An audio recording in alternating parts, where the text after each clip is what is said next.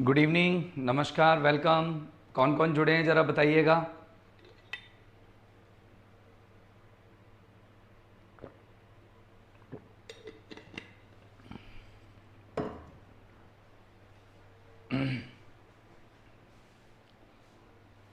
Kishan पुनार, okay पुनार साहब, स्वागत आपका। नमस्ते नमस्ते, most welcome each one of you. बहुत बहुत स्वागत आप सभी का।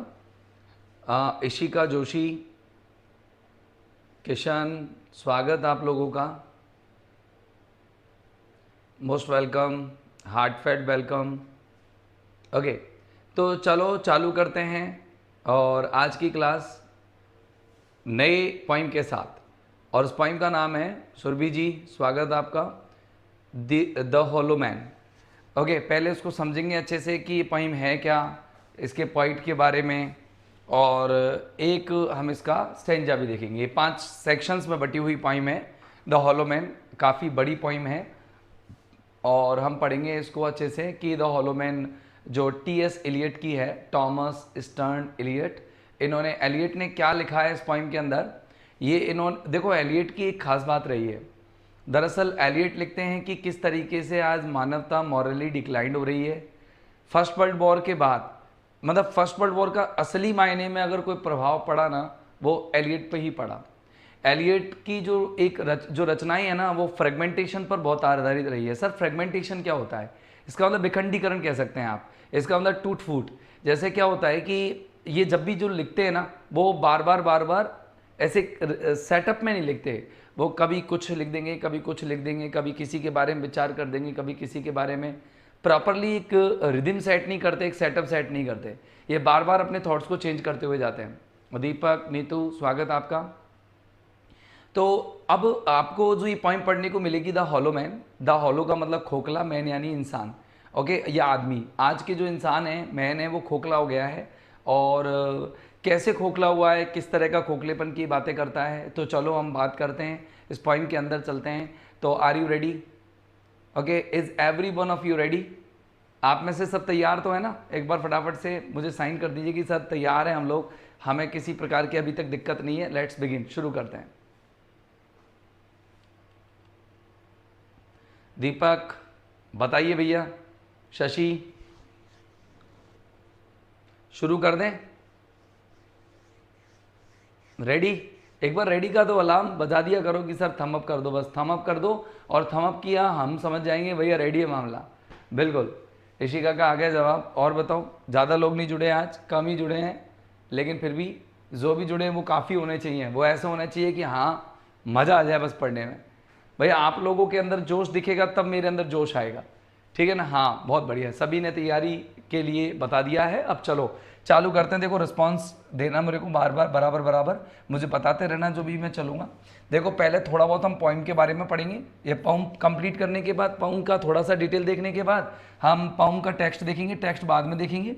और आज थोड़ा सा हम पॉइंट के बारे में भी पढ़ेंगे। क्वेश्चंस हम लास्ट में करेंगे। देखो हम क्या है, जैसे टॉपिक कंप्लीट कर लिया ना अपन ने, तो टॉपिक कंप्लीट पूरे होने के बाद, यानी कि लगभग 80% हमारा कोर्स होने के बाद, हम लोग एक तरफ से रिवीजन चालू कर देंगे।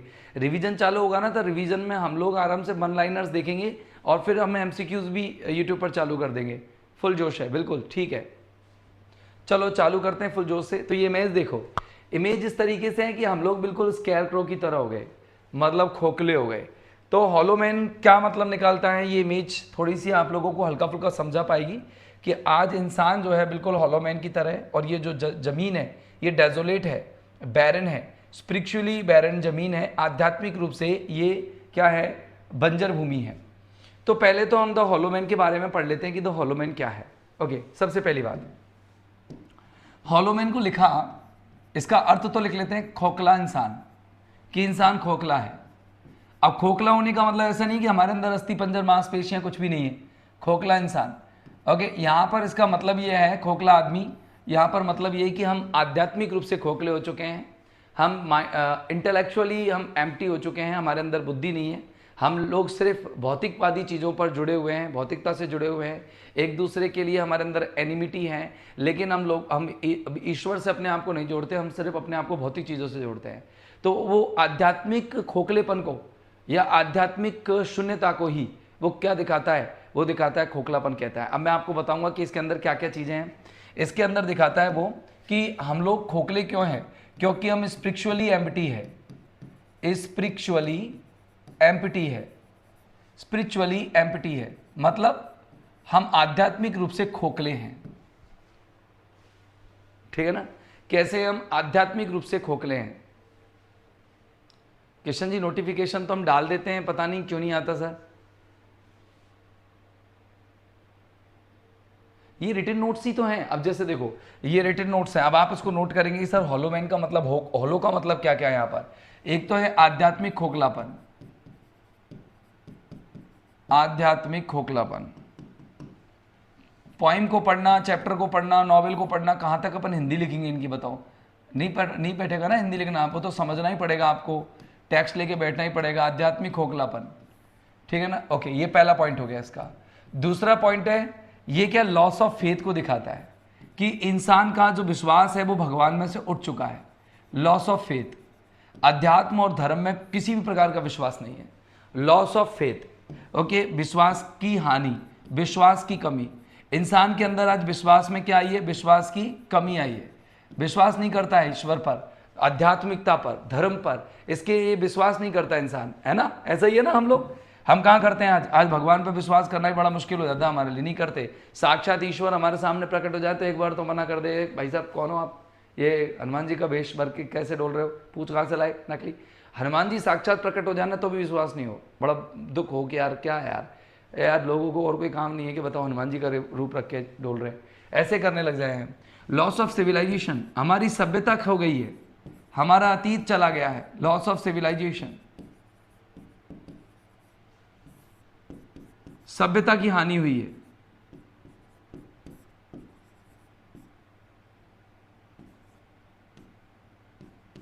सभ्यता की हानि, हम लीवो स्टेट में हैं।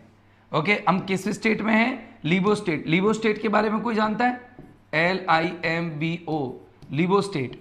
अच्छा, लीवो स्टेट में हैं हम। ओके, हम लीवो स्टेट में कैसे हैं बताओ। लीवो स्टेट का मतलब हम जीवित तो हैं लेकिन मृत हैं। हम जीवन और मृत्यु या जीवन और मृत्यु की बीच की अवस्था में हैं। ना तो हम ऐसे जीवित दिखते हुए जीवित हैं और ना हम प्रॉपरली मरे हुए हैं, तो हम जीवित मृत हैं। हम ये कह सकते हैं कि हम जीवित मृत हैं, इसको लिबो स्टेट कहते हैं। लिबो स्टेट क्या किसे कहते हैं, जीवित मृत।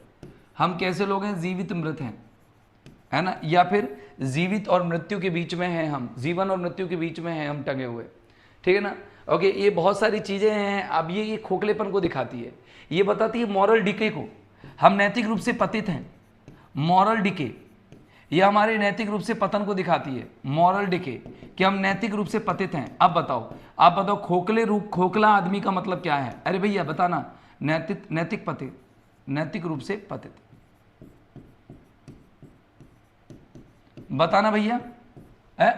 एक है आर्टिफिशियल लाइफ जी रहे हम लोग। चलो आगे कर लेंगे और चीज़ों को, तो पहले तो मुझे यूँ बताओ कि आपको ये पॉइंट्स क्लियर हुए कि नहीं हुए। खोखला इंसान का मतलब क्या है। खोखले का मतलब ये नहीं है कि इंसान की खोपड़ी में कुछ नहीं है, अंदर भूसा नहीं भरा, क्या मतलब अंदर कोई मांसपेशी भरी हुई नहीं है। खोखले का मतलब ये है मेरे भाई कि इंसान आध्यात्मिक रूप से टकला है, आध्यात्मिक रूप से टकला है। विश्वास नाम का रक्त इंसान के शरीर में बहता ही नहीं है, सभ्यता नाम की मांसपेशियां नहीं है। ओके, और एक ऐसी अवस्था में है जहां पर हृदय तो धड़क रहा है, लेकिन दिमाग का संचालन बिल्कुल नहीं है। यानी कि कहने का मतलब इंसान लेबो स्टेट में है, जीवित मृत है ना, जीवित ही मृत है। और नैतिक रूप से इतना गिर चुका है कि हम लोग सेल्फ रिलायंट नहीं है, आत्म भरोसे पे नहीं है। हम लोग विश्वास नहीं करते कि हम लोग कुछ रास्ते पर चल पाएंगे कि नहीं चल पाएंगे। हम लोगों को अपनी शक्ति पर विश्वास नहीं रहा। हमारे अंदर पावर तो है, लेकिन पावर के अंदर फियर है, डर है। हमारी शक्ति पर ही हमें विश्वास नहीं है, ठीक है ना। ओके, तो देखो क्या क्या कहता है वो, आगे चलते हैं। पहले तो अपन इसमें थोड़ा सा देख लेते हैं, ये आपकी किस चीज़ की बात करता है, ये खोखले इंसान की बात करता है। ये खोखले का मतलब है, ये खोखले का मतलब है भाई साहब। अब आपसे पूछा जाए कि यार ये बताओ कि ये जो पोइम है ना वो पब्लिश कब हुई थी, ठीक है ना। तो पोइम कब पब्लिश हुई थी, ये पोइम पब्लिश कब हुई थी, तो published in 1925 after the world war first, first world war के बाद हुई थी, समझे मेरी बात। इसमें मतलब 1922 में द वेस्टलैंड लिख दिया गया था। पिछले सिलेबस में तुम्हारे अंदर द वेस्टलैंड थी, तो द वेस्टलैंड लिख दिया गया था ना, उसके बाद ये पब्लिश हुई थी। द वेस्टलैंड के कंप्लीट होने के बाद ये पूरी पब्लिश हुई थी, लिखी गई थी, ये पब्लिश हुई थी। अच्छा, और इनका जो प्रॉपरली जो इनकी जो सबसे पहले ये छपी थी, इनका एक जर्नल चलता था, पत्रिका चलती थी जर्नल, उसमें पब्लिश हुई थी और उसका नाम था द क्राइटेरियन। और उसके बाद उसको निकाल के उसमें से पब्लिश किया गया क्राइटेरियन, और इसके बाद इनको पब्लिश किया गया क्राइटेरियन के बाद में, और इसको कलेक्टेड पॉइम्स में प्रकाशित किया गया। इनकी पॉइम्स नाम कलेक्टेड पॉइम्स हैं, उसमें प्रकाशित किया गया था 1925 में। इसमें कोई टेंशन वाला काम नहीं है, आपको सिर्फ इतना सा ध्यान रखना है कि 1925 में ये पब्लिश हुई थी, बस इतना सा याद रखना है आपको। इसमें ये पूरी 3 लाइन की रामायण याद रखने की कतई जरूरत नहीं है, आपको ये याद रखना है कि 1925 में ये प्रकाशित हुई। लिखी किसने थी? बाय एक राइटर का नाम याद रखना है, ज़्यादा से ज़्यादा यही होता है। इस पोएम के राइटर का नाम क्या है, इस पोएम के पोइट का नाम क्या है, बस ये याद रखना है। उसका नाम है साहब टॉमस स्टर्न एलियट। अब इसके बारे में अपन देखते हैं, लो चलो स्टार्ट करते हैं मेरे भाई। एलियट है ना, मॉडर्न पोइट है। अब देखना, ये रही साहब टी.एस. एलियट है ना, इनको टी.एस. एलियट को अपन फुल नेम है टॉमस स्टर्न एलियट बोलते हैं, तो मैं इनका शॉर्ट नेम लिख देता हूं। ये है मेरे भाई साहब टी.एस. एलियट। बेसिक इंफॉर्मेशन देख लो इसकी। टी.एस. एलियट जन्म हुआ 26 सितंबर, कोई नहीं पूछेगा, तुम चिंता मत करना ना, 26 सितंबर 1888 के अंदर, ओके। और कहाँ जगह है? सेंट लुइस मिसौरी, यूएसए में।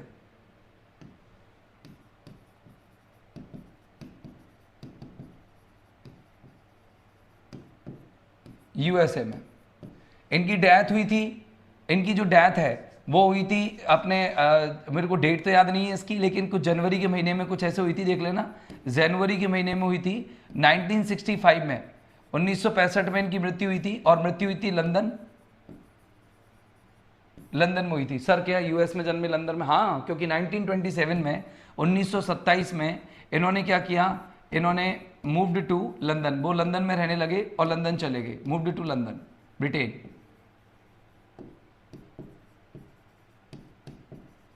ब्रिटेन है ना। इनको अपन क्या कहते हैं, एक प्रकार का पॉइट जो मॉडर्न टाइम का पॉइट कहते हैं, इसे मॉडर्न कवि कहते हैं, आधुनिक समय का कवि, ठीक है ना। तो पॉइट ऑफ मॉडर्न एज, इन्हें अपन पॉइट बोलते हैं, पॉइट ऑफ मॉडर्न एज। आधुनिक उम्र के, आधुनिक युग के कवि कहते हैं अपन इनको। कौन से युग के कवि कहते हैं? मॉडर्न एज के।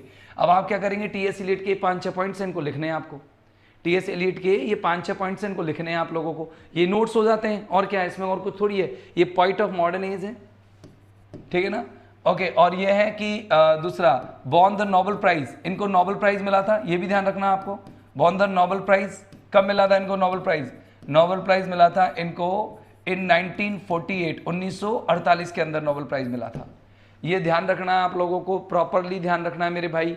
और अब इनके बारे में और डिटेल्ड स्टडी करते हैं हम, अंदर की तरफ लेके चलते थोड़ा सा। वैसे इतना ही बहुत है इनके बारे में जानना, कोई ज़्यादा जरूरी नहीं है इनके बारे में जानना, लेकिन फिर भी अपन थोड़ा सा पढ़ेंगे दादा, हमारे मन की संतुष्टि के लिए, दिल की तसल्ली के लिए पढ़ेंगे। तो देखो पढ़ना शुरू करते हैं। अर्ली लाइफ एंड एजुकेशन, इनके पापा जी का नाम सुनो, हेनरी वेयर एलियट है ना, ये प्रेसिडेंट थे हाइड्रोलिक ब्रिक कंपनी के, ओके, अध्यक्ष थे ये। हाइड्रोलिक ब्रिक जो कंपनी होती है, हाइड्रोलिक ईंट बनाई जाती है, उस कंपनी के क्या थे? प्रेसिडेंट थे। मम्मी चार्लोट चैम्पस्टन, ये टीचर थी और सोशल वर्कर थी। इन्होंने हार्वर्ड यूनिवर्सिटी में स्टडी किया, बीए किया, एमए किया, पीएचडी की फिलोसफी में, फिर ट्रैवल किया यूरोप में, पूरे यूरोप में ट्रैवल किया। After studies stayed in Paris, Paris में ठहरे, जर्मनी में ठहरे एंड इंग्लैंड में ठहरे, तभी वहाँ की संस्कृति इनको पूरी आती है। इंडियन, इन्होंने काफ़ी सारे ग्रंथ पढ़े, इंडियन ग्रंथ काफ़ी सारे पढ़े। अच्छा, ये ना केवल एक पॉइट थे, पता है, समझ रहे हो मेरी बात, ये अकेले पॉइट ही नहीं थे, पॉइट थे, प्ले राइट थे, क्रिटिक थे, प्ले राइट, इसके अलावा क्रिटिक भी हैं, CRITIQUE, क्रिटिक। और क्रिटिक होने के अलावा मेरे भाई ये समझ रहे हैं इनकी आइडेंटिटी जो है, क्रिटिक होने के अलावा ये एडिटर भी हैं, हाँ, अखबारों में एडिटिंग भी की है इन्होंने, एडिटर भी हैं। तो ये याद रखना आपको, इनके चारों ये हैं, इनकी ख्यातियाँ हैं जो अपने जीवन काल में इन्होंने प्राप्त की। अब इनकी लाइफ और एजुकेशन के बारे में अपन ने देख लिया, अब पर्सनल लाइफ भी देख लें, इनकी शादीशुदा कैसी जीवन रहा, विवाह, बच्चे वगैरह सब देख लेते हैं, बाकी कोई पूछेगा नहीं। देखना, विवियन हाई वुड 1915 में, है ना, ये इनकी शादी हुई, लेकिन अनहैप्पी मैरिज रही, इनकी कोई ज़्यादा अच्छी शादीशुदा जीवन नहीं रहा। ओके, अब देखना, Vienna possibly had an affair, उनका अफेयर चल रहा था और फिलोसोफर से जिनका नाम था बर्ट्रैंड रसेल, कोई नहीं पूछेगा तुमसे, टेंशन मत करो। एलियट ने कहा कि मैरिज, क्या कहा, marriage brought the state of mind out of which came the wasteland. वो खुद कहते हैं कि मेरी शादी की वजह से, या शादी मेरी दिमाग की ऐसी अवस्था ले आई जिससे द वेस्टलैंड लिखा। वेस्टलैंड के अंदर गेम ऑफ चेस लिखा उन्होंने, एक गेम ऑफ चेस के अलावा ऐसी कई सारी चीज़ें लिखी जिनमें, ये कई सारे पार्ट लिखे जिनमें बताया गया कि महिलाएं कितनी अनट्रस्टवर्दी होती हैं, कितनी अविश्वसनीय होती हैं, जिन पर अपन विश्वास नहीं कर सकते। सेपरेटेड इन 1933, ओके, और फिर विवियना जो थी इंस्टीट्यूशनलाइज की गई इन 1938 के अंदर टिल अ डेथ इन 1947। अपनी डेथ तक वो इंस्टीट्यूशन में, एक संस्थान में उनको क्या कर दिया गया, एंट्री दिलवा दी गई।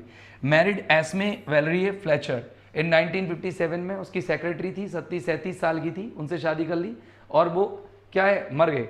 किससे, एम्फीसेमा से मर गए। अच्छा, ये डिजीज कैसी होती है, एम्फीसेमा डिजीज जो होती है उसको मैं आपको एक इमेज के थ्रू समझाता हूं। देखो, इसको समझो,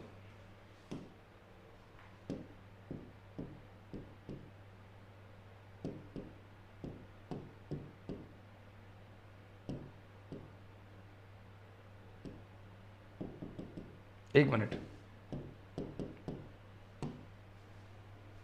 देखो इमेज देखो इसको। एम्फीसेमा डिजीज हमारी एक लंग्स, ये हमारे सिम्टम्स होते हैं लंग्स के अंदर ही होते हैं। ये जो बीमारी है ना, ये क्या है, डायग्नोसिस और मतलब इसका जो मतलब हमारे फेफड़ों से संबंधित ये बीमारी होती है। तो इसको आपको थोड़ा देखने में अजीब सी लगेगी कि सर आप क्या बता रहे हो, मैं बताऊं इसका एक ट्रू इमेज बताऊं। शायद स्टार्टिंग में दे रखी थी, अपन इमेज निकाल देते हैं ना उससे पहले। ये देखो, ये हमारे लंग्स में होती है, यहाँ पर हमारे लंग्स जो हैं प्रॉपरली डैमेज हो जाते हैं। हम देखो, ये यहाँ से हमारे ये डैमेज हो जाते हैं, ये लंग्स में जो हमारे में ये जो रेस्पायर करने के लिए जो होती है ना चीज़ें, वो पूरी तरह से डैमेज हो जाती हैं, ठीक है ना। ये हेल्थी है और ये देखो ये ऐसे डैमेज हो जाते हैं, इसको एम्फीसेमा कहते हैं। तो इससे ये पीड़ित थे और ये एक्सपायर हो गए 1965 में लंदन में, ठीक है ना। अब देखना, यहाँ पर अपन को इनके बारे में और ज़्यादा कुछ पढ़ना नहीं था, इनके बक्स देख लो। देखो, एक तो love song of J Alfred Prufrock है, द वेस्टलैंड है, द हॉलो मैन है और ऐश वेंसडे है, 4 क्वार्टर्स हैं, ठीक है ना। इसके अलावा अगर इनकी थीम्स देखें तो chaos, confusion, futility of modern life. कोई नहीं पूछेगा आपसे थीम्स, ये थीम है आपके पढ़ने के लिए, आप पढ़ लेना, आपको अच्छा लगे तो, नहीं है तो कोई दिक्कत नहीं है। एस्थेटिक ब्यूटी इनकी कविताओं में सौंदर्य रहा है, क्योंकि इन्होंने अपनी कविताओं को मानवता से जोड़ा है। अच्छा, एक बार बताओ, आपको पढ़ना है क्या, एक बार मेरे थ्रू पढ़ना है क्या, बताना, थीम्स पढ़नी है क्या सबको, जल्दी बताओ। मैं जब तक 1-2 घूंट पानी के पीता हूँ, मुझे बताना थीम्स पढ़नी है क्या, पढ़नी है तो मैं पढ़ा देता हूँ।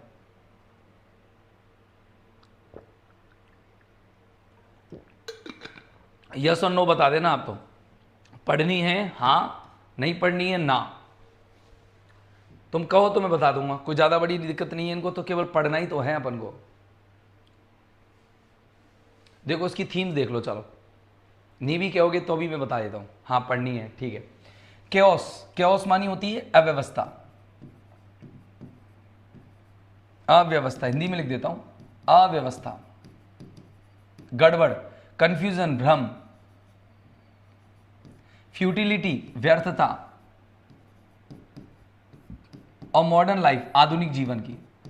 अब देखो ये ऐसे कवि रहे हैं मेरे भाई, सुनना, इन्होंने बहुत सारी रचनाएं पढ़ी हैं, तो ये क्या है, कई जगहों से रचनाओं, जैसे डेंटे का बहुत इफेक्ट पड़ा इन पर, है ना, जो इटालियन फिलोसोफर थे, पोइट थे, इन पर बहुत ज़्यादा प्रभाव पड़ा डेंटे का। इसके अलावा डेंटे को छोड़ो, डेंटे के अलावा इनके ऊपर बहुत लोगों का प्रभाव पड़ा, इन्होंने बहुत लोगों को पढ़ा। डॉक्टर सैमुअल जॉनसन के बाद ये बहुत अच्छे क्रिटिक रहे अलग अलग पॉइंट्स के, तो इन्होंने बहुत सारे लोगों के बारे में पढ़ा, तो इनके अलूजन्स हैं।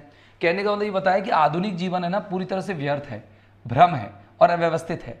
ना तो हमारे जीवन में कोई तथ्य बचा, ना कोई सार बचा। हम लोग मानव हैं, लेकिन मानव की खाल में, मानव के वेश में हम जानवर हैं।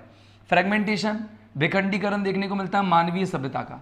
मतलब किस तरीके से मानवीय सभ्यता विखंडित हो गई है, किस तरीके से मानवीय सभ्यता भ्रष्ट हो गई है, करप्शन टूट गई है, उसका भी देखने को मिला यहाँ पर। पुराने लोग कैसे थे, आधुनिक लोग कैसे हैं, और आने वाले जमाने में जो कुछ लोग होंगे वो कैसे होंगे।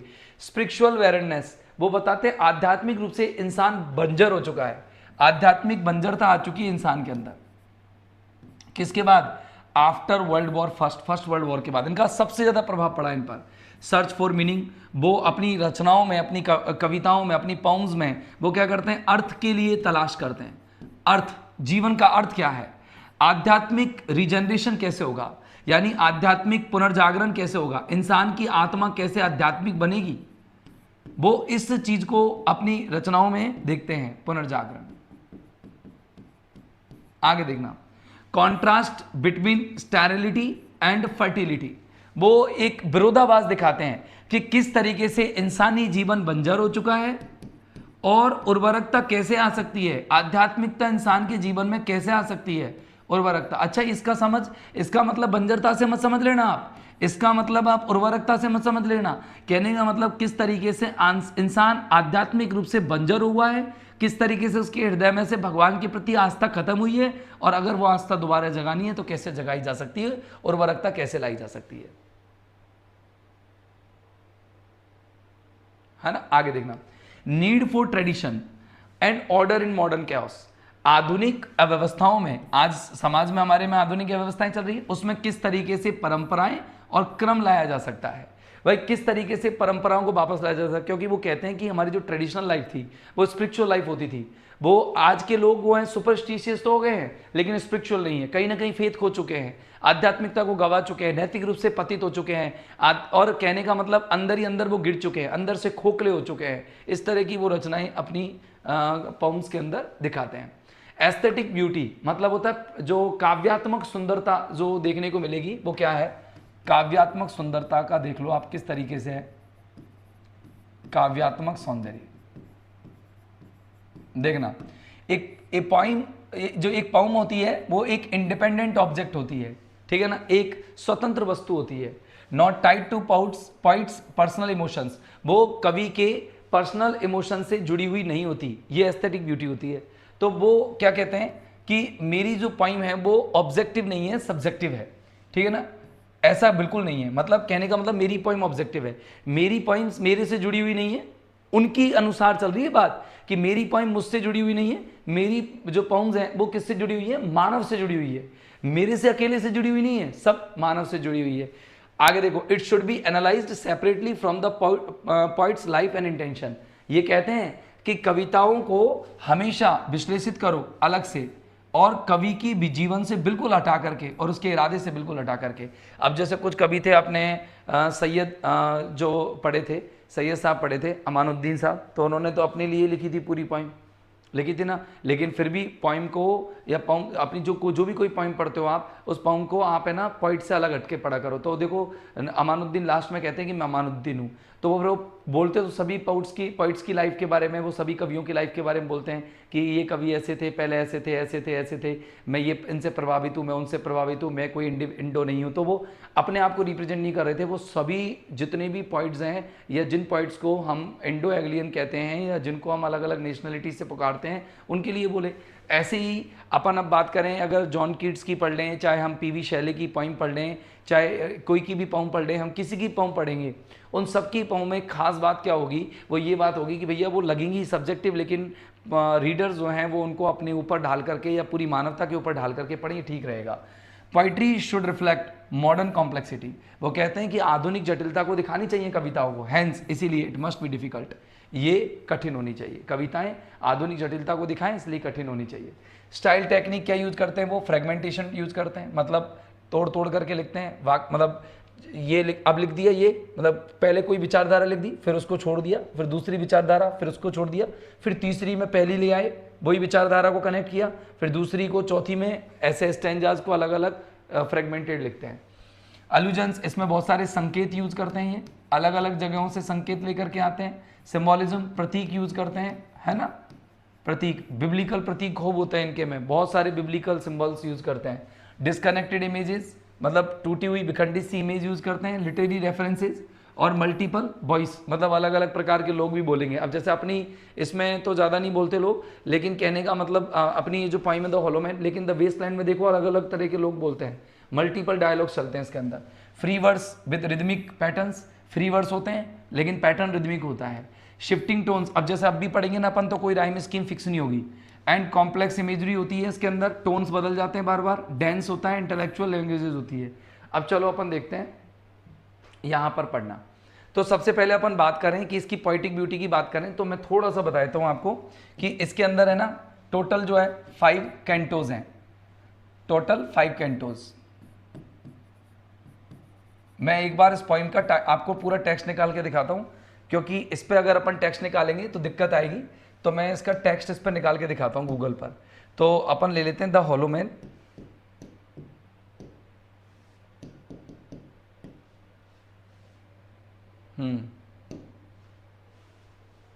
देखना 5 कैंटोज है इसके अंदर। ये देखो किस तरीके से लिखी गई है, देखो यहां से चालू है, ये 2 लाइन अलग से हैं, रेफरेंस है ये।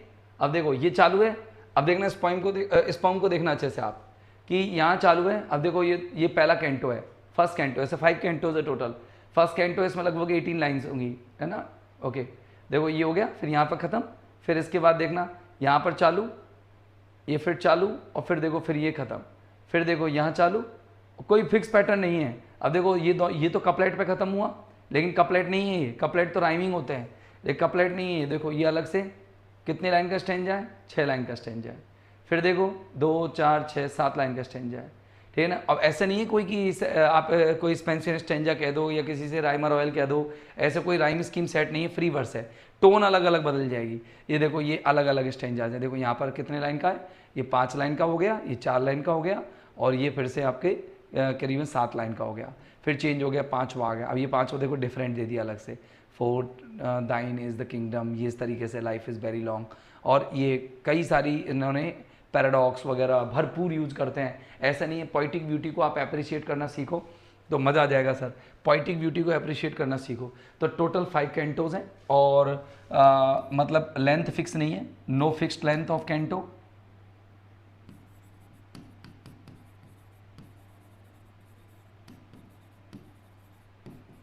पढ़ते जाएंगे और बाकी का लास्ट में एनालिसिस करेंगे अपन, एनालिसिस लास्ट में करेंगे अपन। पढ़ने चालू करते हैं, तो चलो लेट्स बिगिन।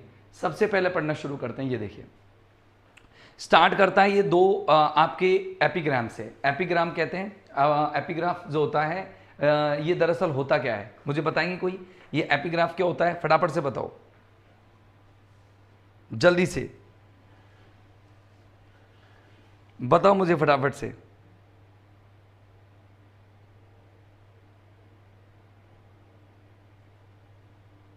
बताना दोस्त।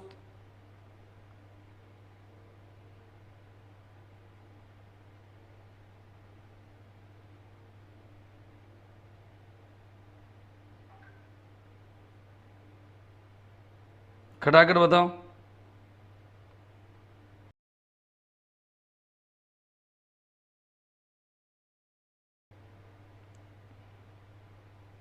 आई वॉन्ट टू नो।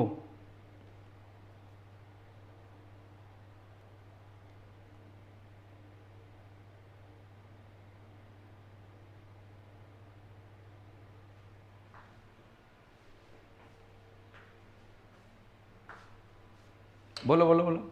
नहीं पता sir.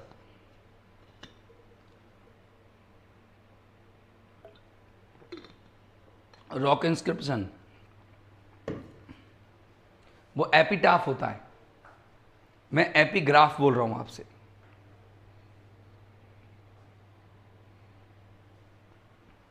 Epigraph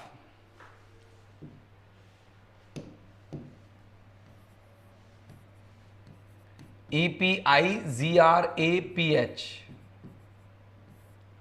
epigraph.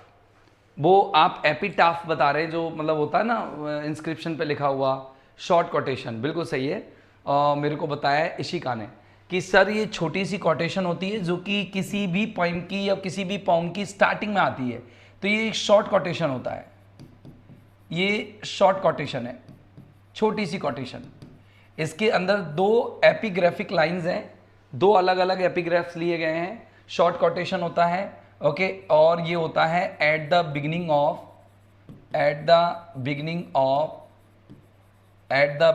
Of a text, किसी भी टेक्स्ट की बिगिनिंग में। अच्छा, सबसे पहले लिया गया है मिस्ता कुर्च, ये लिया गया है मिस्ता कुर्च। ये ध्यान रखना, ये कौन है मैं आपको इनको बता देता हूं। देखो ये मेरे भाई सुनना, ये कैरेक्टर हैं,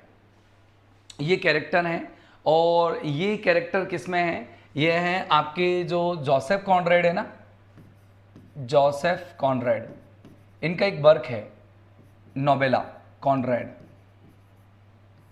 उनका एक नोवेला है NOVELLA, याद रखने की चीजें हैं, नोवेला है, और उस नोवेला का नाम है हार्ट ऑफ डार्कनेस। कई नोवेला होते हैं, नोवेला क्या होते हैं मैं आपको नोवेला बता देता हूँ कि नॉवेल से तो छोटे होते हैं और शॉर्ट स्टोरी से या स्टोरी से बड़े होते हैं। दरअसल स्टोरीज की लेंथ मानते हैं, ऐसे 10,000 तक लेंथ मानते हैं कि 10,000 वर्ड्स होने चाहिए, और जो आपके नॉवेला होते हैं ना, उनके अंदर जो लेंथ मानते हैं वो कहते हैं 20,000 से 40,000 तक इसमें वर्ड्स हो सकते हैं, और नॉवेल जो होते हैं उसमें 50,000 से ऊपर के वर्ड्स होते हैं। तो ये नॉवेला है, ठीक है ना। नॉवेला और भी लिखे गए, जैसे एनिमल फार्म था, जॉर्ज ऑरवेल का था ना एनिमल फार्म, तो वो भी एक नॉवेला था। तो एक है जैसे आपने सुना होगा कि मिस्टर हाइड वाला जो था, वो भी आपने सुना होगा स्टीवनसन का, तो वो भी क्या है जसपर्सन का, तो वो भी आपके स्टीवनसन का है, वो भी आपका क्या है कंप्लीटली नॉवेला। ऐसे बहुत सारे हैं, 7-8-10 नॉवेला तो अपन नॉर्मली अपनी तो है नहीं, ग्रेड सेकंड के अंदर पढ़ते हैं, और वैसे अपन जब ये अभी पीरियड डाल दिए अपने यहाँ पर, तो अपन पीरियड्स पढ़ेंगे ना, तो उसके अंदर भी नॉवेला के बारे में जिक्र करेंगे। तो ये मिस्ताक कुर्ट्स कौन थे, इनको समझो आप पहले तो, कि इस जो नॉवेल है ना, ये नॉवेला है, इसके अंदर ये मिस्ताक कुर्ट्स एक ट्रेड्समैन थे, या एक व्यापारी थे। ये दरअसल ऐसे ट्रेड्समैन थे जो क्या बेचते थे, ये आइवरी, जो हाथी दांत की बनी हुई जो चीज़ें होती थी वो बेचते थे। अब ये क्या है कि जब बेचने जाते थे तो इनका एक ही उद्देश्य था कि पैसा बटोरो लोगों से, है ना। एक तरफ से जीव जंतुओं को मार रहे हैं या उनकी चीज़ों को यूज करके पैसा बटोर रहे हैं, लेकिन ये जब बेचने आते थे तो काफ़ी सफल थे।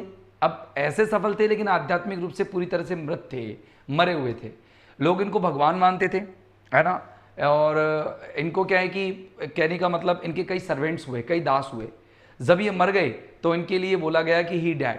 तो इसी तरह जो ये मतलब ये एक ऐसे इंसान है जो बहुत सफल है लेकिन फिर भी असफल है। देखो, सफल इंसान आध्यात्मिक चीज़ों में नहीं हो रहा है। आज मैं एक अच्छा टीचर बन जाऊं, मान लो बहुत अच्छा टीचर बन जाऊं, मुझे राजस्थान में एक फर्स्ट पोजीशन मिल जाए कि यार मनीष मंगल अगर कोई टीचर है तो ग्रेड्स के लिए फर्स्ट ये टीचर है, मुझे मान लो ग्रेड मिल जाए। अभी ऐसा तो कुछ होने वाला है नहीं, लेकिन मैं मिल जाऊँ, मान तो मैं क्या हो गया, सक्सेसफुल हो गया। लेकिन मैं इंटरनली बैरन हूँ, मैं आंतरिक रूप से क्या हूँ, मृत हूँ। मैं आउटवर्डली अलाइव हूँ लेकिन इनवर्डली मैं डेड हूँ। यह आदमी इतना सफल व्यापारी बन गया कि मॉरली करप्ट हो गया, ये नैतिक रूप से भ्रष्ट हो गया। तो उसके लिए उसके जो सर्वेंट्स थे वो बोले कि ही डैड, वो मर गया। अब पेनी फॉर द ओल्ड गाय। अब ये जो ओल्ड गाय है ना, ये किसके लिए आया है, इसको आप अच्छे से समझेंगे। सर एक जो मतलब एक वर्क चलता है, मतलब अपन ये कहें एक प्रोग्राम चलता है, और वो प्रोग्राम चलता है साहब नवंबर के महीने में। अब ये प्रोग्राम है क्या, मैं आपको समझाता हूँ। देखो ये प्रोग्राम है क्या, कि अपने क्या था, ये 5 नवंबर के टाइम पर क्या हुआ था साहब, एक व्यक्ति था गाय फॉक्स नाम का, FAWKES, गाय फॉक्स, ठीक है ना। ओके, 5 नवंबर को इसका ये कार्यक्रम बनाया जाता है। ये गाय फॉक्स नाम का व्यक्ति था ये, ठीक है ना।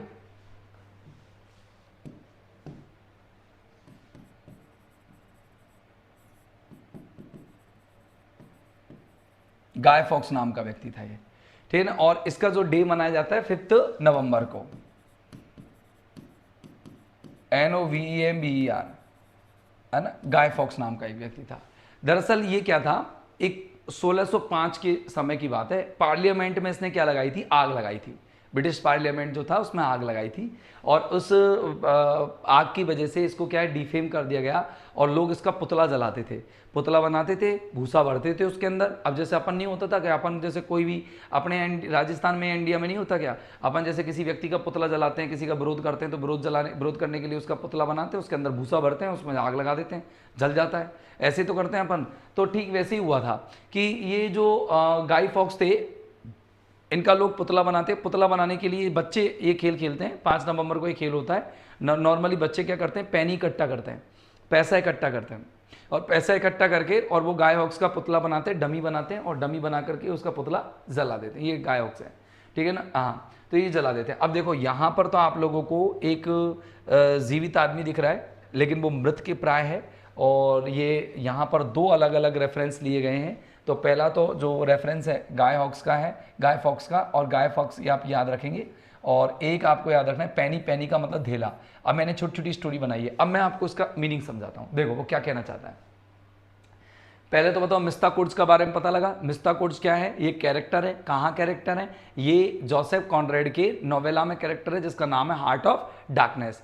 ये क्या है, ये मॉरली करप्ट आदमी है, ये नैतिक रूप से भ्रष्ट आदमी है। कैसा आदमी है, मॉरली करप्ट, ये नैतिक रूप से भ्रष्ट आदमी है। और इसी के बारे में बात चल रही है। वो बाहरी रूप से जिंदा है लेकिन आंतरिक रूप से मृत है, ठीक है ना, और वो मर जाता है, तो उसके बारे में बात चल रही है। फिर यहाँ पर ये पैनी जो दिखाया जाता है, ये ओल्ड गाय के लिए दिखाया जाता है। ओल्ड गाय एक डमी है, और ये डमी के लिए, डमी को जलाया जाता है, उसके लिए ये किया जाता है। तो अब मैं आपको समझाता हूँ।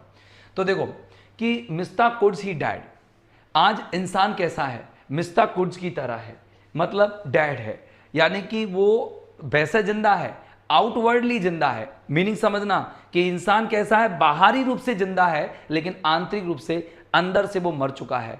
वो स्पिरिचुअली बैरन हो चुका है, आध्यात्मिक रूप से वो बंजर हो चुका है। कहने का मतलब वो नैतिक रूप से पतित हो चुका है, नैतिक रूप से पतित।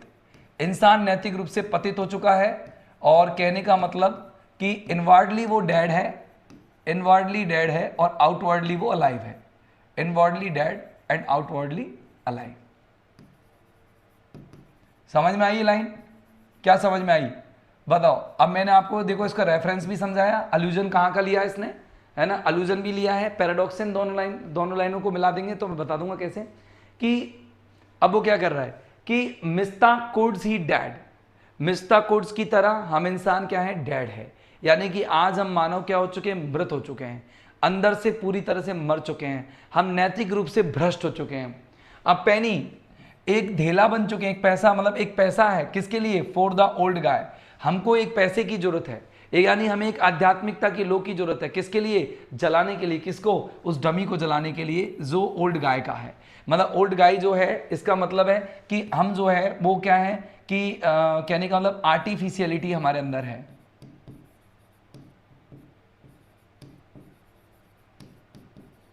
आर्टिफिशियली है, मॉरल डिके है, स्पिरिचुअल एम्प्टीनेस है।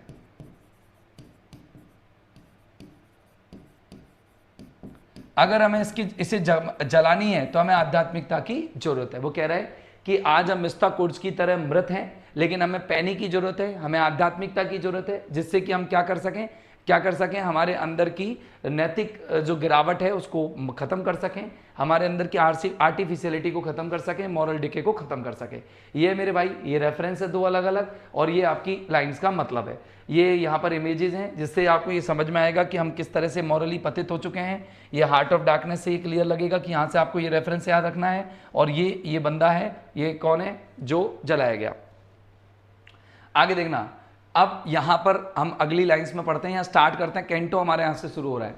We are the hollow man, हम बिल्कुल खोखले आदमी हैं। खोखले आदमी है मतलब हम वो ये, मतलब खोखला मतलब वो उसी को कहा गया है, किसको, मिस्ताकुड्स को, कि हम यहाँ खोखले आदमी हैं। खोखले आदमी है मतलब हम नैतिक रूप से भ्रष्ट हैं, मॉरली करप्टेड हैं।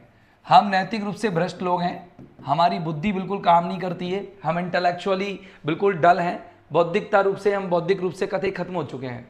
We are the stuffed man, हम बिल्कुल भिजुका की तरह है। स्टफ्ड मैन नहीं होते, स्टफ वी यानी हम, आर मानी है, वी यानी हम सब मानव, वी यानी हम ह्यूमन बींग्स के लिए कह रहा है वो कि हम सब मानव ह्यूमन बींग्स। आर मानी हैं, कैसे हैं, द स्टफ्ड मानी होते हैं भूसे भरे आदमी की तरह, भूसे भरे आदमी की तरह। अब भूसे भरे आदमी की तरह मतलब क्या होता है कि हम क्या है, नैतिक रूप से भ्रष्ट तो है ही, हम क्या है पूरी तरह से स्पिरिचुअली एम्प्टी हैं, हम बौद्धिक आध्यात्मिक रूप से खाली हैं, स्पिरिचुअली एम्प्टी।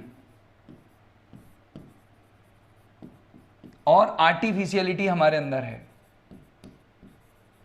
एम्प्टीनेस हमारे अंदर है, आर्टिफिशियल। ये दोनों तीनों शब्दों को याद रख लेना आप, ठीक है ना। कहने का मतलब देखो, दोबारा लाइन सुन लो, कोई सिंपल सी लाइन है कि हम सब इंसान क्या है, पूरी तरह से अंदर से खोखले हो चुके हैं, हमारे अंदर की आध्यात्मिकता मर चुकी है, हमारे अंदर की जो विचार शक्ति है वो खत्म हो चुकी है। वी आर स्टफ्ड मैन, हम उन बिजुकाओं की तरह है जो कि जीव जंतुओं को, पक्षियों को डराने के लिए खेतों में लटका दिए जाते हैं। हम उन बिजुकाओं की तरह हैं जो हम अपनी शेप में तो हैं लेकिन हमारा रूप नहीं है, हमारी रियलिटी हमारे साथ नहीं है, हम आंतरिक रूप से मर चुके हैं, हम आंतरिक रूप से गिर चुके हैं। ओके, लीनिंग टुगेदर, और हम झुके हुए हैं, लीनिंग यानी झुके हुए हैं, झुके हुए हैं। और किस पे झुके हुए हैं? एक साथ झुके हुए हैं, एक साथ। और किस पर? एक दूसरे पर। बोलो आज हम एक दूसरे पर निर्भर है कि नहीं है? हाँ या ना? बोलो हाँ या ना? एक दूसरे पर निर्भर है कि नहीं है? आप मनीष मंगल पर निर्भर हो, आप पर दूसरी पीढ़ियां निर्भर हैं, आपके और जो स्टूडेंट्स होंगे वो भी आप पर निर्भर हैं, ठीक है ना। कहने का मतलब हम एक दूसरे पर निर्भर हैं। We are not self dependent, we are always reliant on others. हम दूसरों पर निर्भर हैं, वी आर डिपेंडेंट, हम एक दूसरे पर निर्भर हैं। DEPENDENT इम्प्लाइड सिमिली यूज करता है वो, और वो कहता है कि हम बिल्कुल उन बिजुकाओं की तरह हैं जिसकी डंडे पर लटका दिए जाते हैं, जो कि डंडे के सहारे रख दिए जाते हैं। वो खुद सेल्फ डिपेंडेंट नहीं होते, बल्कि वो इंडिविजुअली क्या डिपेंडेंट ना होकर के वो एक दूसरे का सपोर्ट लेकर के खड़े होते हैं, डंडे का सपोर्ट लेकर के खड़े होते हैं। तो कहने का नाम झुके हुए हैं, एक दूसरे के ऊपर झुके हुए, हम एक दूसरे के ऊपर आधारित हैं, हम एक दूसरे से उम्मीदें लगाए बैठे हैं। हम कुछ भी अर्थ कर सकते हो, इतना डीप अर्थ हो सकता है इसका, बहुत डीप अर्थ हो सकता है। हेड पीस मतलब ये दोनों लाइन में क्या है, एक तरफ तो वो हमें खोखला कहता है, फिर स्टफ कहता है। देखो खोखला आदमी भरा पड़ा है, खोखला आदमी भरा पड़ा है, खाली आदमी भरा पड़ा है, ठीक है ना। तो स्पिरिचुअली एम्प्टीड है ना, स्पिरिचुअली एम्प्टी है और भरा पड़ा है हम, है ना। आर्टिफिशियलिटी हमारे अंदर भरी पड़ी है। ये स्पिरिचुअली एम्प्टी से जोड़ देना या आर्टिफिशियलिटी से जोड़ देना, ये तो जोड़ देना खालीपन से, खोखलापन, खालीपन, और ये आर्टिफिशियलिटी से जोड़ देना। अच्छा ऐसा करता हूँ मैं, प्रॉपर मीनिंग लिख देता हूँ इनकी, जो आप लोगों को सुविधा रहेगी। हिंदी में लिखूँ कि इंग्लिश में लिखूँ, पहले तो ये बताओ, ठीक है, दोनों में लिख दूँ?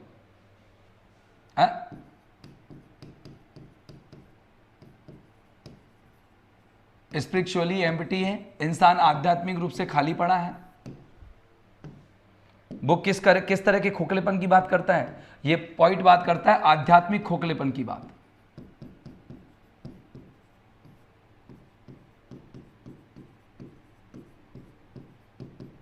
और यहां पर ये बात करता है, ये बात करता है भ्रष्टाचार या करप्शन, मॉरल डिके, नैतिक पतन और नकलीपन के बारे में बात करता है।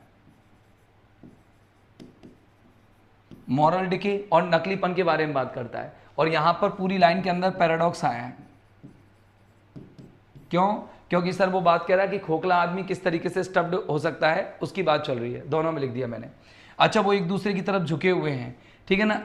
हेड पीस का मतलब होता है जो सिर है, सिर या खोपड़ी, ऐसे कह दो, सिर या खोपड़ी।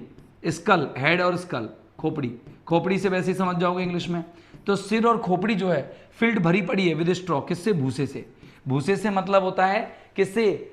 भूसा किस चीज को कहेंगे आप? भूसा किसको कहेंगे? करप्शन से, भ्रष्टाचार से। और किससे बताओ? भ्रष्टाचार हो गया, और क्या हो गया? बैरननेस, ठीक है ना। किससे भरी पड़ी है? बैरननेस, या ऐसे कह दो इनफर्टिलिटी, या ट्रिवियल थॉट्स, तुच्छ विचार। आज हमारे जो दिमाग है किससे भरे पड़े हैं? तुच्छ विचारों से, और तुच्छ विचारों के अलावा करप्शन से, भ्रष्टाचार से, सेल्फिश एम से। करप्शन और सेल्फिश एम्स हमारे एक दूसरे के स्वार्थ भरे क्या है? उद्देश्य हैं। अरे किसी से भर सकते हैं, आधुनिक मानव आज भरा किससे है सब जानते हैं अपन। अध्यात्म नहीं है तो क्या है हमारे दिमाग में? आज जब अध्यात्म नहीं है तो स्वार्थ है। अपन अपनी स्वार्थ सिद्धि कर रहे हैं। मैं तुमसे स्वार्थ सिद्धि कर रहा हूँ कि पढ़ा रहा हूँ, कमा रहा हूँ। आप लोग मुझसे स्वार्थ सिद्धि कर रहे हो, आप पढ़ोगे, कमाओगे, ठीक है ना। करप्शन है, भ्रष्टाचार है। अपन नहीं हो रहे, चलो अपन पॉलिटिकली है नहीं होते तो भ्रष्टाचार है ही। छोटी छोटी संकीर्ण विचारधाराएं, आप कुछ कह देते हो मैं गुस्सा हो जाता हूँ, मैं कुछ कह देता हूँ आप गुस्सा हो जाते हो, तो संकीर्ण विचारधाराएं। तो वो कह रहा है कि हमारी जो सिर है, हमारी खोपड़ी है, वो भरी पड़ी है आध्यात्मिकता से नहीं, धार्मिक विचारों से नहीं, बल्कि हमारी खोपड़ी भरी पड़ी है भूसे से। कैसा भूसा भरा पड़ा है हमारी खोपड़ी में? छोटे छोटे विचार, संकीर्ण विचारधाराएं, भ्रष्टाचार की विचारधाराएं, हमारे अंदर स्वार्थिक उद्देश्य, ये भरे पड़े हैं। अलास, दुख की बात है। पॉइंट यहाँ पर एक्सक्लेमेशन यूज करके कहता है कि अरे मुझे बहुत दुख होता है कि आज इंसान का जीवन कितना संकुचित होकर रह गया है। इंसान केवल अपने बारे में सोचता है, इतना स्वार्थी हो गया वो किसी और चीज के बारे में सोचता ही नहीं है। आवर ड्राइड वॉइसेज, और हमारी आवाजें भी बहुत ड्राई हो चुकी है। ड्राई मतलब लाइफलेस। ओके, हमारी आवाज में भी क्या नहीं है, शॉर्टेज ऑफ विटैलिटी है, shortage of Vitality, shortage of Vitality, जीवन क्षमता की कमी है। हमारी आवाज में किसकी कमी है मेरे भाई, जीवन क्षमता की। हमारी आवाज में जीवन क्षमता की कमी है, जीवन क्षमता, जीवन क्षमता की कमी। हमारी आवाज में किसकी कमी है मेरे भाई, जीवन क्षमता की कमी है। ओके, कहने का मतलब हमारी वॉइस जो है लाइफलेस है, लाइफलेस, जीवनहीन, ऐसी सूखी मुरझाई हुई सी आवाजें हैं। अब हम जब वॉइस यानी कम्युनिकेशन, हमारा जो एक्सप्रेशन है, मेरी अभिव्यक्ति है, मैं जब तुमको बोल रहा हूं ना तो मैं स्पिरिचुअली डेड हूं। Okay, I am dead spiritually, I am just taking out the interpretation of meaning as per your examinations. इसका रियल मीनिंग नहीं निकाल पा रहा हूं, मतलब बस तुम्हारी एग्जाम में क्या काम आएगा ये बता पा रहा हूं। तो देखो, आवर ड्राइड वॉइसेज, हमारी जो आवाजें हैं, हमारा जो कम्युनिकेशन है, हमारा जो संप्रेषण है, वो क्या है, वो क्या हो चुका है, वो लाइफलेस हो चुका है, निर्जीव सा हो चुका है। आज हम जो एक दूसरे से बातें करते हैं ना, वो हमारी बातें निर्जीव है। व्हेन, जब वी विस्पर, हम बातें करते हैं टुगेदर, एक साथ। जब हम विस्पर करते हैं, विस्पर मानी होता है फुसफुसाते हैं, अपनी बात को धीमे धीमे करते हैं, फुसफुसाना। हम अपनी आवाजें तेज नहीं रख सकते, हम फुसफुसाते रहते हैं बस धीरे धीरे, क्योंकि मेरी बात, मुझे डर है कि कोई दूसरा ना सुन ले, तो इसलिए मैं अपनी धीमी आवाज में दूसरे से जो कह रहा हूं बस वही सुने, क्योंकि कहते हैं हम दीवारों के भी कान होते हैं, धीरे बोला करो, दीवारों के भी कान होते हैं। तो कह रहा है कि हमारी जो आवाजें हैं वो क्या हो गई, हमारा कम्युनिकेशन आज निष्क्रिय सा हो गया है, जीवनहीन हो गया है। और जब हम विस्पर करते हैं, यहाँ पर एलिट्रेशन आ रहा है, जब हम विस्पर करते हैं, हम बुदबुदाते हैं, यहाँ पर आपका ओनोमैटोपिया है। ओके, जब हम एक साथ बातें करते हैं तो हमारी जो बातें हैं वो क्या है, निराधार हैं, हम बिल्कुल धीमी धीमी बातें करते हैं, फुसफुसा के बातें करते हैं। ओके, अब देखना यहाँ पर क्या कह रहा है, देखो इस इमेज को देखो कि वो कंपेयर करेगा, वो कुछ सिमिली मेटाफर यूज करेगा। देखो हमारे जो कॉन्वर्सेशंस हैं वो इतनी क्वाइट हैं, इतनी शांत है और इतनी मीनिंगलेस है, मतलब हम बिल्कुल शांत तरीके से बातें करते हैं, बिल्कुल चुपचाप बातें कर रहे होते हैं, हमारा कम्युनिकेशन बिल्कुल साइलेंट होता है, यानी कि हमारा कम्युनिकेशन मॉर्टल कम्युनिकेशन है। जब हम भगवान से कम्युनिकेशन करेंगे तो हमारा कम्युनिकेशन लाउड होगा, साउंडिंग होगा, इकोइंग होगा, एक्ोइंग होगा, आवाज करेगा। लेकिन ये जो कम्युनिकेशन हम करते हैं, हम एक दूसरे इंसान से करते हैं, ये बैरन कम्युनिकेशन है, ये शांत कम्युनिकेशन है, ये लाइफलेस कम्युनिकेशन है, मीनिंगलेस कम्युनिकेशन है, मतलब फ्यूटाइल है, व्यर्थ है। हमारी एक दूसरे से बातें बिल्कुल व्यर्थ है, कोई काम की नहीं है, और हमारी एक दूसरे से बातें शांत है, मतलब ऐसी नहीं है कि बहुत ज़्यादा लाउड हो, तेज़ हो, स्लो है, आवाज़ें बहुत धीमी है, हमारी आवाज़ें बहुत धीमी है, हम चुप चुप करके, डर डर करके बातें करते हैं। बिल्कुल वैसे ही जैसे कि सिमिली है, बिल्कुल वैसे ही जैसे कि विंड, हवा इन ड्राई ग्रास, जब सूखी घास में चलती है तो कोई आवाज़ नहीं करती। जिस तरीके से हवा जब सूखी घास में चलती है तो कोई आवाज़ नहीं करती, लेकिन जब हरे भरे पेड़ों में से होकर के निकलती है तो आवाज़ करती है ना। तो ठीक वैसे ही जब हम बोल रहे हैं, हम इंसान एक दूसरे से बातें कर रहे हैं, तो हमारी बातें व्यर्थ हैं, निरर्थक हैं। और इसके अलावा हम शांति से बातें कर रहे हैं, बिल्कुल चुपचाप बातें कर रहे हैं, जिनका कोई आधार नहीं है, कोई मतलब नहीं है, जैसे हम डर डर के बातें कर रहे हैं। जैसे कि हवा जब चलती है तो वो सूखी घास में जब चलती है तो सूखी घास में चलने पर वो किसी प्रकार की आवाज़ नहीं करती। और रैट्स, और जब चूहे के पैर, चूहे के छोटे छोटे पैर, चूहे के पैर देखो, ये छोटे छोटे चूहे के पैर जो हैं वो ओवर ब्रोकन ग्लास, जब टूटे हुए कांच के टुकड़ों पर पड़ते हैं, टूटे हुए कांच के टुकड़ों पर पड़ते हैं। अब जैसे हम अगर टूटा हुआ कांच पर हम टुकड़ा पैर रख दें तो चढ़ की आवाज़ आएगी और आवाज़ करेगा, लेकिन जब चूहे के पैर उन टूटे हुए कांच के टुकड़ों पर पड़ते हैं, इन आर ड्राई सेलर, किसमें, हमारी लाइफलेस सेलर में, मतलब हमारे ऐसे सेलर, सेलर माने होते हैं रूम्स, हमारे अंडरग्राउंड्स। आज हम जो रह रहे हैं ज़मीन के अंदर रह रहे हैं, कहने का मतलब पॉइंट जो है वो कह रहा है कि हम जो, हमारी जो दुनिया है ना वो आध्यात्मिकता से छुपी हुई है। हमारी जो दुनिया है हिडन फ्रॉम गॉड्स आइज, वो भगवान की दुनिया, भगवान की आंखों से छुपी हुई है, हिडन फ्रॉम गॉड्स आइज। वो इंसान की ऐसी दुनिया है जो भगवान की आंखों से छुपी हुई है। वो कहता है कि हम ऐसी सूखी सी दुनिया में, एक लाइफलेस दुनिया में हम क्या करते हैं जब रह रहे हैं, उसमें हमारे जो जीवन में किसी प्रकार का शोरगुल नहीं है, साउंड नहीं है। ठीक वैसे ही जब कांच के टुकड़ों पर चूहे चलते हैं और या फिर सूखी घास पर हवा चलती है तो कोई आवाज़ नहीं होती। ठीक उसी प्रकार से जब हम बातें करते हैं, हमारा कम्युनिकेशन करते हैं, उन अंधकारमयी, उन अंधेरी, उन अंडरग्राउंड्स में, उन बंद जगहों पर, हमारे तलघरों में, हमारे बेसमेंट्स में, तो उनमें कोई आवाज़ नहीं होती, कोई साउंड नहीं होती, हमारा कोई कनेक्शन नहीं होता, इंटरनल कनेक्शन नहीं होता। तो वो कहता है कि हम जो बातें करते हैं एक दूसरे से, वो हमारी जो बातें होती है वो एक्सटर्नल कम्युनिकेशन होता है। हम इंटरनली किसी से जुड़े हुए नहीं हैं। आज अगर बच्चे, इसको ऐसे समझ लो आप, देखो मैं समझाने का तरीका बताता हूँ आपको, ऐसे समझ लो कि आज माँ बाप अपने बच्चों से बात कर रहे हैं या बच्चे अपने माँ बाप से, तो वो इंटरनली कनेक्टेड होकर के नहीं कर रहे हैं, वो बस ऊपरी ऊपरी बातें कर रहे हैं, नॉर्मल बातें कर रहे हैं, समझने समझाने लायक बातें कर रहे हैं बस। और ऐसा नहीं है कि वो इंटरनली उनको समझते हैं, आंतरिक रूप से उनकी मन की बातें समझ रहे, नहीं, उनकी वो बिल्कुल नॉर्मल तरीके से बातें कर रहे हैं। तो देखो एक बार मैं रिवाइज जरूर करूंगा इसको। शेप विदाउट फॉर्म्स, हम एक ऐसे आकार में हैं, देखो हम ऐसे आकार में हैं जिसमें फॉर्म नहीं है, जिसमें रियलिटी नहीं है। ओके, हमारा जो इंसान का जो आकार है वो रियलिटी से परे है, हम अपनी वास्तविक आकार में नहीं है। हमारा वास्तविक आकार आध्यात्मिक होना चाहिए, क्योंकि हम ईश्वर के अंश हैं। तो हम आज आध्यात्मिक रूप से तो मर ही चुके हैं। शेड हमारी ऐसी छायाएं हैं विदाउट कलर, जिनमें रंग नहीं है। कहने का मतलब हमारी छायाओं में क्या नहीं है, आध्यात्मिकता नहीं है। यहां पर रियलिटी नहीं है, यहां पर स्पिरिचुअलिटी नहीं है, स्पिरिचुअलिटी नहीं है। और यहां पर शेड का मतलब थॉट्स, हमारे जो थॉट्स हैं, हमारे विचार हैं, उस थॉट्स में क्या नहीं है, आध्यात्मिकता नहीं है। पैरालाइज्ड फोर्स, हम एक ऐसी ताकत बन चुके हैं, हम एक ऐसी ताकत हैं, हम ऐसी फोर्स है जो लकवाग्रस्त हो चुकी है, मतलब बिल्कुल निष्क्रिय हो चुकी, इनएक्टिव फोर्स है। हम ऐसी फोर्स हैं जो अपने केवल मैटेरियलिस्टिक गेन्स में लगे हुए हैं, केवल नकली चीजों में लगे हुए हैं, हम आध्यात्मिक चीजों में बिल्कुल नहीं लगे हुए हैं। जेस्चर्स, हम ऐसे हावभाव तो दिखाते हैं, ऐसी अभिव्यक्तियां तो करते हैं विदाउट मोशन, लेकिन हमारे मूवमेंट नहीं है, हलचल नहीं है। हम ऐसी अभिव्यक्तियां दिखाते हैं जिनमें किसी भी प्रकार की आध्यात्मिक रिलीजियस मूवमेंट नहीं है।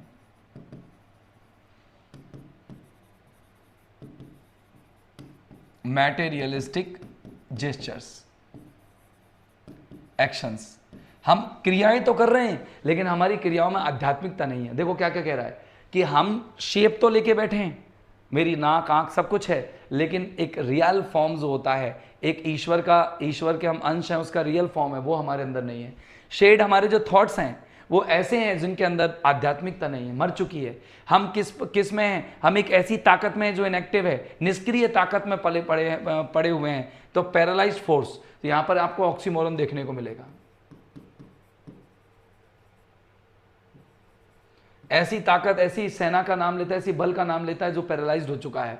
जेस्चर्स, हमारे हाथ पांव में मोशन जरूर है, एक्टिविटी है, लेकिन कहने का मतलब हमारे हाथ पांव में एक्टिविटी जरूर है, लेकिन हमारी रिलीजियस मूवमेंट नहीं है, किसी प्रकार का आध्यात्मिक मूवमेंट नहीं है। सब में एंटीथेसिस का यूज किया इसने, एंटीथेसिस, इसमें एंटीथेसिस का यूज किया है ना। दोज हु हैव क्रॉस्ड, और अब उन लोगों के बारे में बात करता है, वो परंपरागत लोगों के बारे में बात करता है, वो पुरानी पीढ़ी के बारे में बात करता है, उन योद्धा और विजेता लोगों के बारे में बात करता है कि वो लोग जिन्होंने क्रॉस कर लिया है, किसको, विद डायरेक्ट आइज, मतलब डायरेक्ट मानी प्रत्यक्ष आंखों से, सीधी आंखों से, मतलब जिन्होंने अपनी आंखों को झुकाए बिना, जिन्होंने अपने सिर को झुकाए बिना, जिन्होंने आध्यात्मिकता का सामना करते हुए क्या कर लिया है, वो दुनिया पार कर ली है, टू डेथ्स अदर किंगडम, और वो मौत के दूसरे राज्य में चले गए। मानवीकरण हुआ है, पर्सोनिफिकेशन। मौत का दूसरा राज्य किसे कहेगा, वो स्वर्ग, डेथ्स अदर किंगडम। ये डेंटे के जो बुक है, डेंटे का जो एलेगरी डिवाइन कॉमेडी से लिया गया है, ओके, डेंटेज डिवाइन कॉमेडी, वहां से लिया गया है। और वो कहा है कि जो मौत का जो दूसरा राज्य है वो है स्वर्ग। तो वो कह रहे हैं कि कुछ लोग ऐसे हैं जो आध्यात्मिकता का सामना करते करते, उसको आंखें दिखाते दिखाते उसका बहादुरी से सामना करना, विद डायरेक्ट आइज का मतलब होता है बहादुरी से सामना करना। आज इंसान कायर है, और वो लोग जो परंपरागत लोग थे, ट्रेडिशनल लोग थे, हमारे पूर्वज थे, वो बहादुरी से सामना करते हुए स्वर्ग पहुंच गए। रिमेंबर अस, वो भी हमें याद रखेंगे, या वो भी हमें जानते हैं, अच्छे से याद रखते हैं। क्या याद रखते हैं, इफ एट ऑल, अगर हम याद रखे जा सकते हैं, अगर वो हमें याद रख सकते हैं तो वो हमें याद रखते हैं। Not as lost violent souls, वो ये इसलिए याद नहीं रखते, हमको इस रूप में याद नहीं रखते कि हम वायलेंट सॉल्स हैं, हम क्या है, पापी हैं, नहीं, वो हमें सिनर नहीं मानते। सिनर सोल मतलब वायलेंट सोल्स मतलब होता है हिंसक आत्माएं, हिंसक आत्मा, आत्मा मतलब यहां पर पर्सन, यहां पर उन्होंने यूज किया है क्या, सिनेक्डकी, सिनेक्डकी। सिनेक्डकी का मतलब जानते हैं ना आप, यहां पर कि part to whole, whole to part, मतलब पूरे शरीर को दिखाने के लिए आत्मा बोल दिया कि हम, वो हमें पापी आत्मा नहीं समझते, नहीं हम पापी आत्मा नहीं, हमने कोई पाप नहीं किया है, नहीं वो जानते हैं इस बात को, वो हमारे परंपरागत लोग हैं, जो हमारी पुरानी पीढ़ियां है, वो इस दुनिया में से छोड़ के चली गई है, वो उस दुनिया में चली गई है जो स्वर्ग की दुनिया है, जो मौत की दूसरे राज्य है उसमें चली गई है, लेकिन वो जानते हैं कि हम पापी आत्मा नहीं है, बट ओनली हम तो वो लोग हैं, हम तो वो लोग हैं एज द हॉलो मैन, जैसे कि खोखले इंसान होते हैं, हम तो बिल्कुल खोखले इंसान हैं, हमारे अंदर से आध्यात्मिकता पूरी तरह से मर चुकी है, स्टफ्ड मैन, और हमारे अंदर सिर्फ फालतूपन या हमारे अंदर व्यर्थता, मीनिंगलेसनेस भरी पड़ी है, हमारे जीवन की फ्यूटिलिटी भरी पड़ी है, okay, filled with futility of life. अब मैं एक बार इसको पूरे को पढ़ के बता रहा हूं, फ्यूटिलिटी ऑफ लाइफ, और आपके 1 मिनट में समझ में आ जाएगा अभी, क्योंकि लाइन बाई लाइन तोड़ तोड़ के पढ़ाई थी ना मैंने, तो टाइम लगा, फिर बाद में अब आपको एक बार में समझ में आएगा। तो लेट्स स्टार्ट भाई साहब, एक बार के लिए रिव्यू देखना शुरू कर देते हैं। Okay let's begin. वो कह रहा है कि इंसान जो है आज मॉरली डिक्लाइन हो चुका है, करप्ट हो चुका है, किसकी तरह, मिस्ता कोट्स की तरह, ठीक है ना। वो कहता है कि हमको एक पैनिंग चाहिए, हमें एक आध्यात्मिकता चाहिए, एक लो चाहिए, एक ज्योति चाहिए आध्यात्मिकता की, जिससे कि हम ओल्ड गाय को जला सके, उस डमी को जला सके जिसने पार्लियामेंट को जलाया, या हम हमारे अंदर जो खालीपन है, खोखलापन है, उसको हम जला सके। आगे वो क्या कह रहा है कि we are the hollow man, हम आध्यात्मिक रूप से पूरी तरह से खोखले हैं, हमारे अंदर किसी भी प्रकार का क्या नहीं है, स्पिरिचुअलिटी नहीं है, हम लेकिन फिर भी हम भरे पड़े हैं, और जो भरे पड़े हम किससे भरे पड़े, एम्प्टी, हम ऐसे ही चीज़ों से भरे पड़े जैसे नकलीपन से, आर्टिफिशियलिटी से भरे पड़े, मीनिंगलेसनेस ऑफ लाइफ से भरे पड़े, मॉरल डिक्लाइनेशन से भरे पड़े, मॉरल डिके से भरे पड़े, नैतिक रूप से पतन से भरे पड़े, लिविंग टुगेदर, और हम सेल्फ डिपेंडेंट नहीं है, हम एक दूसरे पर डिपेंडेंट है, हम एक दूसरे पर आश्रित है। हेड पीस, और जो हमारा माथा है ना, वो किससे भरा पड़ा है, फालतू की चीज़ों से, व्यर्थ की चीज़ों से भरा पड़ा है। हमारे माथे में, हमारे दिमाग में कोई आध्यात्मिक विचार नहीं है, कोई सुप्रीम पावर के बारे में विचार नहीं है, हमारे दिमाग में जो विचार पड़े हैं, है ना, वो किसके विचार हैं, छोटे छोटे से विचार, भ्रष्टाचार के विचार, स्वार्थ के विचार हमारे दिमाग में ये हैं। अरे दुख की बात है, हमारी जो आवाज़ें हैं, हमारा कम्युनिकेशन है, हम एक मानव दूसरे मानव से जो कम्युनिकेशन करता है वो भी लाइफलेस है, उसमें भी स्वार्थ छपा पड़ा है, वो निर्जीव सा है।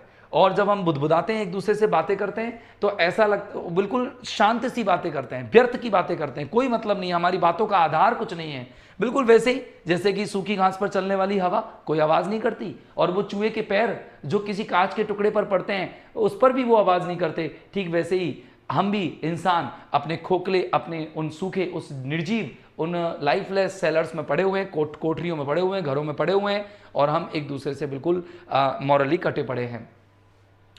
शेप, हम ऐसे आकृति को लेके घूम रहे हैं, हम ऐसे शरीर को लेके तो घूम रहे हैं जिसका वास्तविक फॉर्म हमें नहीं पता, जिसके वास्तविक फॉर्म हमारे पास नहीं है। हम ऐसी शेड में तो हैं, ईश्वर की ऐसी छाया में तो है, यानी हमारे ऐसे विचार तो चल रहे हैं, लेकिन हमारे विचारों में आध्यात्मिकता नहीं है। हम एक ऐसी ताकत बन चुके हैं जिसमें लकवा फिर गया है, जो ताकत बिल्कुल निराधार हो चुकी है, अक्रिय हो चुकी है। हमारे ऐसे अभिव्यक्तियां हैं जिसमें आध्यात्मिक, हमारे धार्मिक किसी प्रकार की हलचल नहीं है। हमारे शरीर में हम बस हलचल कर रहे हैं, हम अभिव्यक्ति कर रहे हैं, मैं पढ़ा रहा हूं आपको, लेकिन आध्यात्मिकता मेरे दिमाग में नहीं है। वो लोग जो परंपरागत लोग हैं, हमारे ट्रेडिशनल लोग हैं, वो लोग जो हमारे सुपर पावर्स हैं, जो आध्यात्मिक लोग हैं, जो गुड विशर्स हैं, जो भगवान का जो भला करने वाले लोग हैं, जो अच्छे लोग हैं, वो क्या है, वो इस दुनिया को पार करके और मौत की दूसरी दुनिया में तो पहुंच गए हैं, स्वर्ग में पहुंच गए हैं। वो भी हमें देख करके क्या सोचते होंगे, वो हमें पापी नहीं मानते, वो हमें पापी नहीं मानते बिल्कुल। अगर वो थोड़ा बहुत याद भी रखते होंगे ना हम लोगों को, तो ये कहते होंगे कि ये पापी तो नहीं है, लेकिन हाँ ये ऐसे लोग हैं जो कैसे हैं, बिल्कुल आध्यात्मिक रूप से खोखले हैं, और अंदर से किससे भरे पड़े हैं, स्वार्थ और व्यर्थता से भरे पड़े, व्यर्थ की विचारधाराओं से भरे पड़े हैं। अब आपको ये समझ में आई होगी पक्की, क्योंकि ये स्टैंजा मैंने एक बार में बताया पूरा कैंटो, जब कैंटो मैंने पूरा बताया है तो आप लोगों को अब ये थोड़ा थोड़ा सा मीनिंग समझ में आने लगा होगा, ठीक है ना। फिर भी अगर आपको ये मीनिंग समझ में नहीं आया तो मुझे बताना ज़रूर एक बार। अगर आप ये कहेंगे तो मैं आप लोगों को इसका हिंदी ट्रांसलेशन लेके आऊँगा, बाकी जरूरत नहीं पड़ेगी, हिंदी ट्रांसलेशन की नॉर्मली समझ में आ जाएगा। कनेक्ट कैसे कहाँ से करना है कि वो किससे किसको कंपेयर करता है, ये कर देना, ठीक है ना। और इसकी क्वेश्चन लेके आऊँगा मैं, ऐसे करता हूँ मैं, कल है ना जब आऊँ ना तो मैं इसे स्टैंजा के इस कैंटो के क्वेश्चन लेके आता हूँ, ठीक है ना, और आपको एक आइडिया लग जाएगा क्वेश्चन कैसे आएंगे, फिर मैं नेक्स्ट क्लास लेके आऊँगा, ठीक है ना। कोई दिक्कत नहीं है, 2 की जगह 3 दिन लग जाएंगे। बड़ी पॉइंट में 5 कैंटोज हैं, अगर मुझे 1 कैंटो या कल के दिन में 2 कैंटो पढ़ा पाता हूँ और थोड़े से क्वेश्चन करा पाता हूँ तो मुझे खुशी होगी कि आपको समझ में आ जाए, क्योंकि पॉइंट टफ है, क्योंकि जो आध्यात्मिक कविताएं होती हैं, क्योंकि हम आध्यात्मिक रूप से तो मरे पड़े, तो समझ में कहाँ से आएगा, ठीक है ना। तो धीरे धीरे टाइम लगेगा उन चीज़ों को समझने में। Thank you. ओके।